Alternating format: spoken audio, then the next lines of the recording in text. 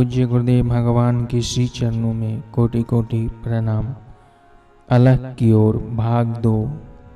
प्रातः स्मरणीय पूज्यपाद संत श्री आसाराम जी बापू के वचनामृत से।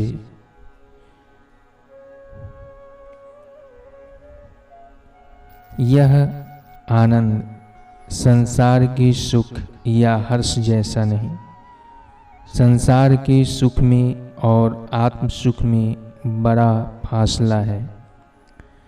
संसार का सुख क्रिया से आता है, उपलब्ध फल का भोग करने से आता है, जबकि आत्म सुख तमाम सुथल सूक्ष्म क्रियाओं से उपराम होने पर आता है। सांसारिक सुख में भोक्ता हर्षित होता है और साथ ही साथ बर्बाद होता है। आत्म सुख में भोक्ता शांत होता है और आबाद होता है। इस आत्म ध्यान से, आत्म चिंतन से भोक्ता की बर्बादी रुकती है। भोक्ता स्वयं आनंद स्वरूप परमात्मामय होने लगता है, स्वयं परमात्मा होने लगता है। परमात्मा होना क्या है? अनादिकाल से परमात्मा था ही, यह जानने लगता है। तरंगे सागर में लीन होने लगती है तो वे तरंगपना छोड़कर जल रूप रह जाती है। हमारी तमाम वृत्तियों का मूल उद्गम स्थान, अधिष्ठान परमात्मा है। हम यह शरीरधारी हैं, हमारा यह नाम है, हमारी यह जाति है, हमारे ये सगे संबंधी है। हम इस जगत में रहते हैं। ये तमाम प्रपंच हमारी वृत्तियों के खेल हैं। हमारी वृत्ति अपने मूल उद्गम स्थान आत्मानंद स्वरूप परमात्मा में डूब गई, लीन हो गई तो न यह शरीर है, न उसका कोई नाम है, और न उसकी कोई जाति है, न उसके कोई सगे संबंधी है, और न कोई जगत। केवल आनंद स्वरूप परमात्मा ही परमात्मा है। वह परमात्मा मैं हूँ। एक बार यह सत्य आत्मसात हो गया, भली प्रकार निज स्वरूप का बोध हो गया, फिर चाहे करोड़ों करोड़ों वृत्तियाँ उठती रहे, करोड़ों करोड़ों ब्रह्मांड बनते रहे, बिगड़ते रहे, फिर भी उस बुद्ध पुरुष को कोई हानि नहीं। वह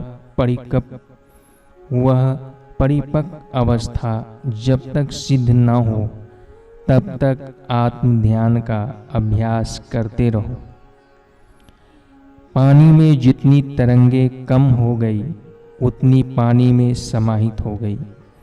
हमारी वृत्तियाँ जितनी शांत हुई उतनी परमात्मा से मिल गई, स्वरूप हो गई, उतना आत्म स्वरूप प्रकट हो गया। ठीक से अभ्यास करने पर कुछ ही दिनों में आनंद और अनुपम शांति का एहसास होगा। आत्मबल की प्राप्ति होगी, मनोबल व बुद्धि बल में वृद्धि होगी, चित्त के दोष दूर होंगे, क्रिया जनित व फल भोग जनित सुख के पीछे जो भटकान है वह कम हो जाएगी। अपने अस्तित्व का बोध होने मात्र से आनंद आने लगेगा, पाप नष्ट हो जाएंगे, आत्मदेव में स्थिति होने लगेगी, परमात्म साक्षात्कार की योग्यता बढ़ जाएगी। ध्यान भजन साधना से अपनी योग्यता ही बढ़ाना है। परमात्मा एवं परमात्मा से अभिन्नता सिद्ध किए हुए सद्गुरु को आपके हृदय में आत्म खजाना जता देने में कोई देर नहीं लगती। साधक को अपनी योग्यता का विकास करने भर की देर है। प्राइम मिनिस्टर का चपरासी प्राइम मिनिस्टर को प्रसन्न कर ले, खूब राजी कर ले, फिर भी प्राइम मिनिस्टर उसको कलेक्टर नहीं बना सकता, क्योंकि उसकी योग्यता विकसित नहीं हुई। स्कूल का पूरा ट्रस्टी मंडल भेड़ चराने वाले की अहीर पर राजी हो जाए, उसको निहाल करना चाहे, फिर भी उसको स्कूल का आचार्य नहीं बना सकता। त्रेता युग में राजा मुचकंद गर्गाचार्य के दर्शन सत्संग के फलस्वरूप भगवान का दर्शन पाते हैं। भगवान से स्तुति करते हुए कहते हैं कि प्रभु मुझे आपकी दृढ़ भक्ति दो। तब भगवान कहते हैं तूने जवानी में खूब भोग भोगे हैं, विकारों में खूब डूबा है, विकारी जीवन जीने वाले को दृढ़ भक्ति नहीं मिलती। मुचकुंद, दृढ़ भक्ति के लिए जीवन में संयम बहुत जरूरी है। तेरा यह क्षत्रिय शरीर समाप्त होगा तो दूसरे जन्म में तुझे दृढ़ भक्ति प्राप्त होगी। वही राजा मुचकंद कलयुग में नरसिंह मेहता हुए।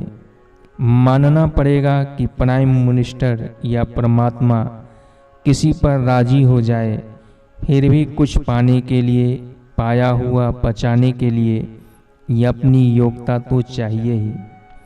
अपनी वासना वाली वृत्तियाँ बदलती रहेगी, विषयों में फंसती रहती फैलती रहेगी, तो भगवान या सद्गुरु की कृपा हमें परम पद पर नहीं पहुंचाएगी। उस करुणा में वह ताकत तो है, लेकिन उस हजम करने की ताकत हम में नहीं है।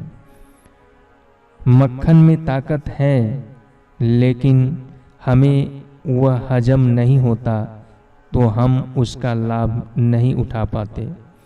उसको हजम करने के लिए हमें व्यायाम करना होगा, परिश्रम करना होगा। इसी प्रकार सद्गुरु या परमात्मा का कृपा अमृत हजम करने के लिए हमें साधना द्वारा योग्यता विकसित करनी होगी।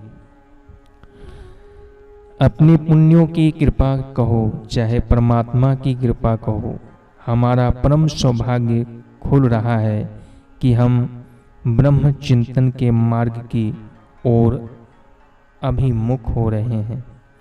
व्यर्थ भोगों से हटने के लिए परोपकार करो और व्यर्थ चिंतन से हटने के लिए ब्रह्म चिंतन करो।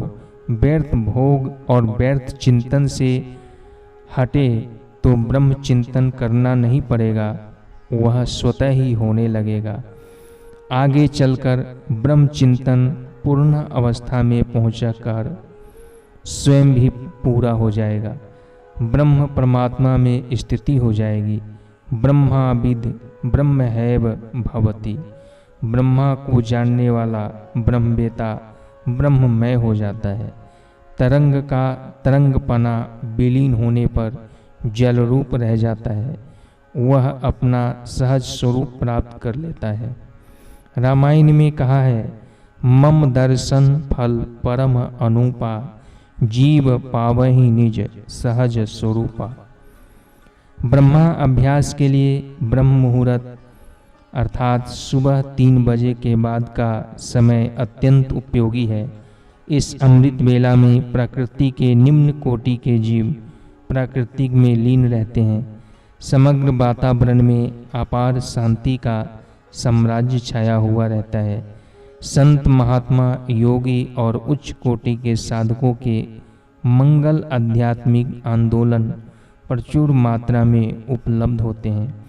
हमारा चित्त सराबोर भी रात्रि की नींद के बाद शांत बन जाता है। वृत्तियों की दौड़ कम हो जाती है। ऐसी अमृत बेला में शौच स्नान आदि से निवृत्त होकर प्राणायाम करके ज्ञान मुद्रा में बैठकर ब्रह्म अभ्यास किया जाए, मन को ब्रह्म चिंतन में लगाया जाए तो साधक शीघ्र ही सिद्धि हो सकता है।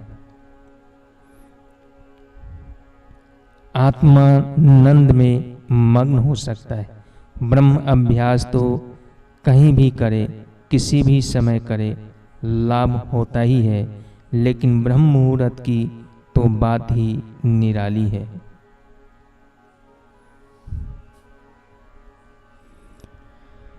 हरि